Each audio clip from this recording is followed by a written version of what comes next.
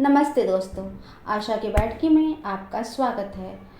कभी कभी हम कुछ पाने की लालसा में अनजाने ही कुछ ऐसा कर बैठते हैं जिसे पाने के पश्चात हम आत्मग्लानि से भर जाते हैं। ऐसे ही है आज की कहानी, क्या खोया क्या पाया, जिसे लिखा है हिंदी की लोकप्रिय लेखिका पुष्पा भाटिया जी ने। तो सुनिए कहानी आशा की जुबानी। समस्त प्रकरण में नायिका की भूमिका का निर्वहन कर विभा जी उस दिन कुछ अच्छा कर पाने की सुखद संतुष्टि में डूब गई थी। अपने को बार बार साधुवाद देकर आत्ममुग्ध हो रही थी और यह नशा उन पर पूरे 5 वर्ष तक हावी रहा। लेकिन आज कृति की आत्महत्या के समाचार में पिछले 5 वर्ष से संजोई सुखानुभूति को राख का ढेर सिद्ध कर दिया। तो क्या उसी दिन उन्होंने कृति की कब्र खोद दी थी? एक एक कर सारी घटनाएं उनके मानस पटल पर दृश्यमान होने लगी और अंतरात्मा पर बोझ बढ़ने लगा। अपराध बोध ने उन्हें अर्धविक्षिप्त स्थिति में पहुंचा दिया था। प्रकृति के हाथों में सबकी लगाम है, मगर उसके हाथ से लगाम खींचकर अपने हाथों में ले ली तो नतीजा क्या निकला? उस रात कृति ने कितने आत्मविश्वास से पूछा था, मम्मा क्या मैं कभी माँ नहीं बन पाऊंगी? उन्होंने घबराकर चारों ओर देखा। राघव जी की पुण्यतिथि पर आए सभी मेहमान निद्रा में निमग्न थे। कृति के मंद स्वर किसी के कान तक नहीं पहुंचे थे, पर वे वज्र के समान उनके हृदय कूटने लगे थे। कृति को गले से लगाकर बोली, ईश्वर के घर देर है बेटा, अंधेर नहीं है। पर मेरी कोई भी रिपोर्ट नॉर्मल नहीं है माँ। सासू माँ सुनेंगी तो पूरे घर में मुर्दंगी छा जाएगी। वह तो जब तब अमित को दूसरी शादी करने की बात करती हैं। अच्छा, और अमित? वह आज भी अनाथालय से बच्चा गोद लेने के लिए तैयार हैं। लेकिन मैं क्या करूं, मुझे कुछ समझ में नहीं आ रहा है। कृति पुनः फूट फूट कर रोने लगी। विभा जी के चेहरे पर सन्नाटे की रेखाएं उभर आई। अनाथालय से बच्चा गोद लेने के पक्ष में तो वह भी नहीं थी।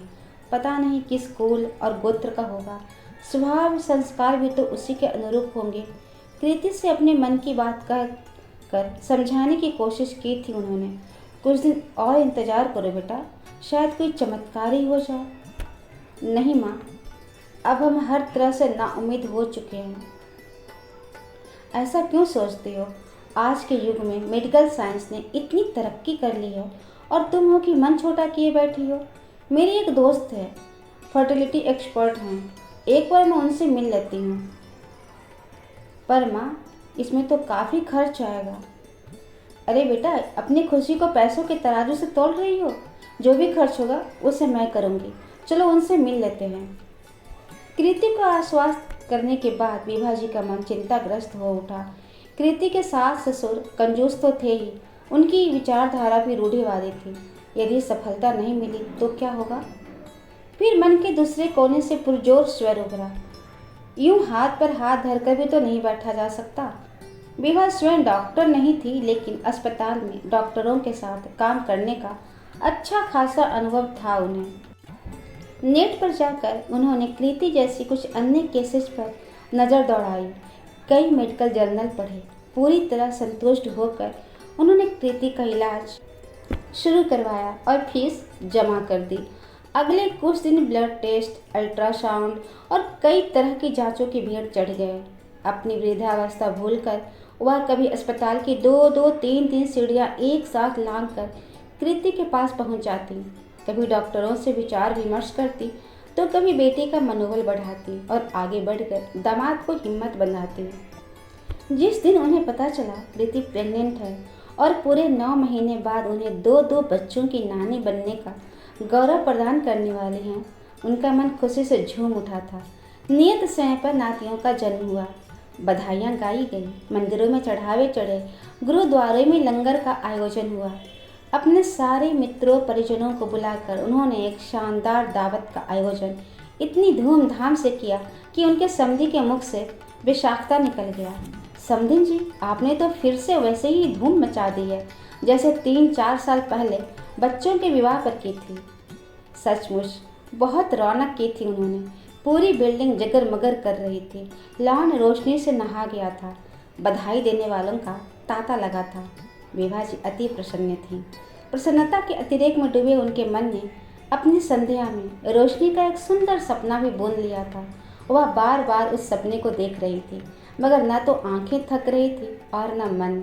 इतना बड़ा घर, अच्छा खाना पीना पहनना ओढ़ना सब कुछ था, बस कमी थी तो रौनक की। जब तक उनके पति जीवित थे घर मेहमानों से भरा रहता। राजू जी को दोस्तों का जमावड़ा लगा रहता। शतरंज की बिसात पर मोहरों की चालें चली जाती, कभी पिकनिक तो कभी घर पर दावत। उनकी मृत्यु के बाद जैसे घर की सारी रौनक ही चली गई। दरो दीवार सूने हो गए, खाली घर उन्हें काटने को दौड़ता। ब्याह के बाद आशीष अपनी पत्नी विजातीय पत्नी को लेकर अमेरिका जा बसा। कभी साल 2 साल बाद आता भी तो अकेला ही आता था। बहू अपने पीहर वालों के साथ ही खुश रहती थी। ब्याह के बाद सिर्फ एक ही बार आई थी राघव जी की 13वीं पर। 2 दिन ठहरी, फिर बहू वापस लौट गई अपने घर। कृति इसी शहर में ब्याही थी। हफ्ते 2 हफ्ते में आकर घर में रौनक बिखेर जाती, पर उतनी सी देर में विभा जी का मन कहाँ भरता था। इतने साल बाद एक बार फिर घर में पार्टी का माहौल था। धीरे धीरे आमंत्रित मेहमान विदा होने लगे। सिर्फ बेटी, दामाद और समधियाने के कुछ सदस्य रह गए थे। उचित अवसर जानकर विभा जी ने सबके सामने अपना सपना परोस दिया। थोड़ी देर के लिए सही, घर के सभी सदस्य स्तब्ध रह गए। उनकी आशंकाएं मूर्त हो उठी थी। विभा जी खुद भी अपने समधी विशंभर नाथ जी और उनकी पत्नी के चेहरों पर बनती बिगड़ती लकीरों को भाप रही थी, पर उच्च वर्ग की अलिखित नियमावली के अनुरूप अपनी भद्रता जतलाते हुए उसे प्रकट नहीं होने दे रही थी। विशंभर नाथ जी ने उनकी बात को गंभीरता से न लेकर ठहाकों में उड़ा दिया था। सौरभ और नीरज तो आप ही के बच्चे हैं समधी जी, अब जब चाहे बुलवा लीजिए। समधी जी का आशय समझते ही विभा जी को जरा भी देर नहीं लगी थी। निढाल देह और निराशा से मन भरा हुआ घंटों कमरे में इधर उधर टहलते रही। नींद में देखा सपना भी टूट जाए तो दुख होता है। विभा जी ने तो जागती आंखों से यह सपना देखा था। आंखें बंद करके सोने का प्रयास करती तो हंसते खिलखिलाते किलकारियां भरते नीरज सौरभ का चेहरा आंखों के सामने मुखर हो उठता। बच्चों को गोद में उठाने के लिए आगे बड़े हाथ रुक जाते। हवा में लड़खड़ाती पत्तियां देखकर मन करता कि वह भी अपने मन को शाखें हिला दे। पत्तियों की तरह उनकी शिराएं झनझनाए और वह अनुभव करे कि कुछ नया है उनके जीवन में।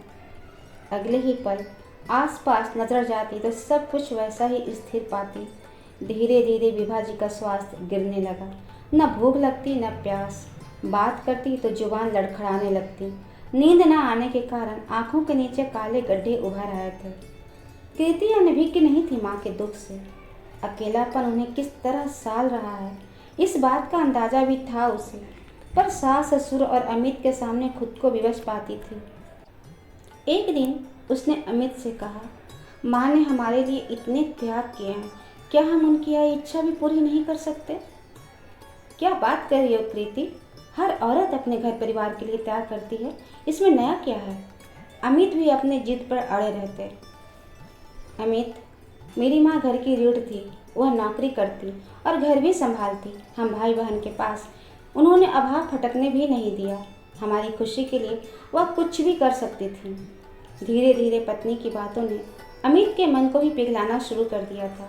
वृद्धावस्था में अकेलेपन से निजात पाने की सास की भावना को वह समझा और अपने पिता से बात की, मगर पिता ने सीधे सीधे यह बात नकार दी।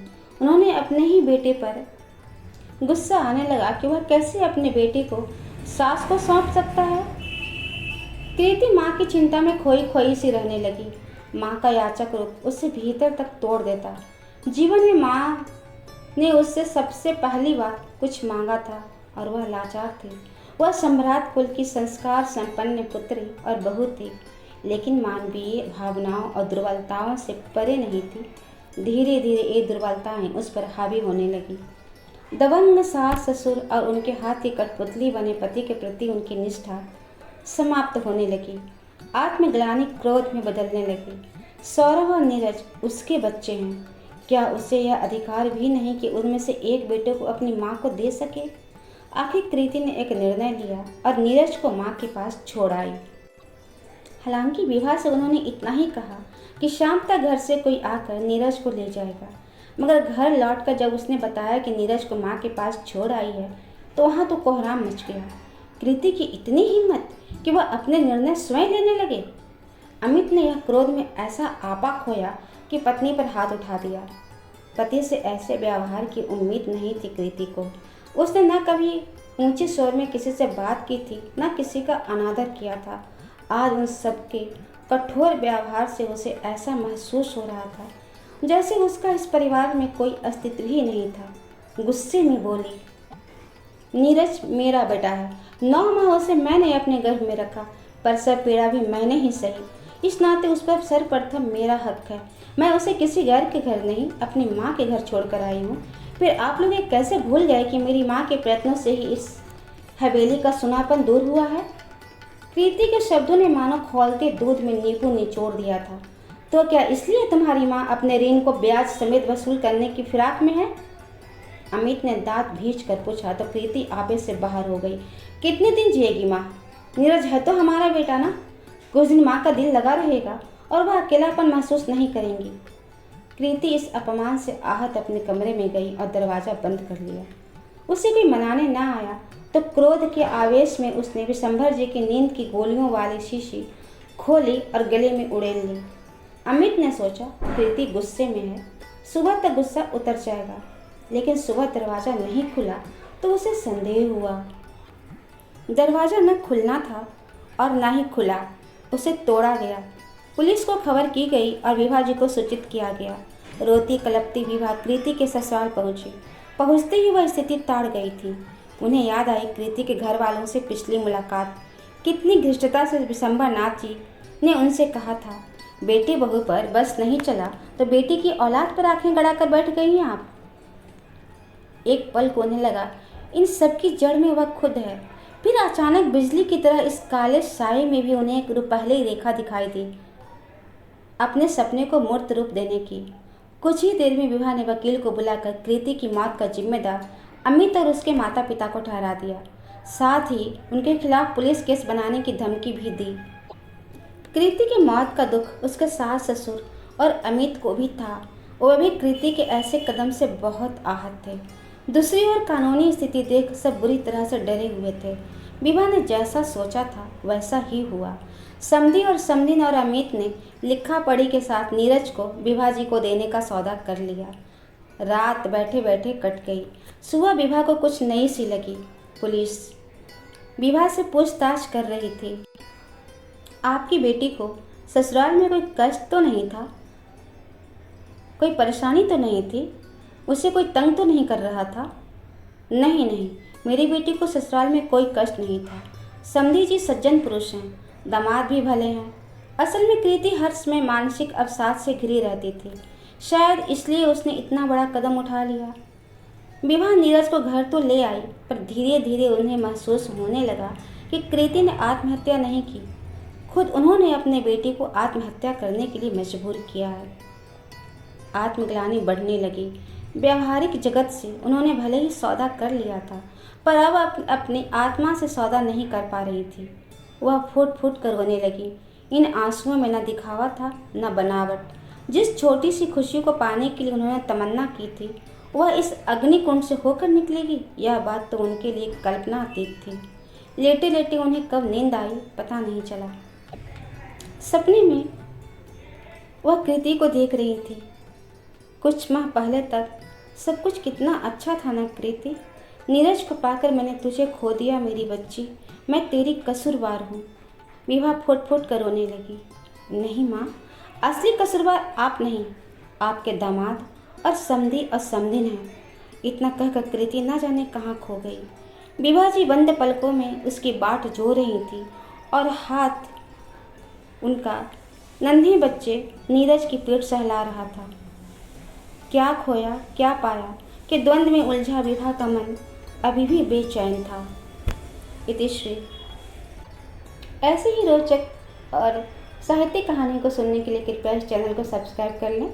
कहानी कैसी लगी कमेंट करके बताएं, लाइक अवश्य करें और शेयर अधिक से अधिक करें। धन्यवाद।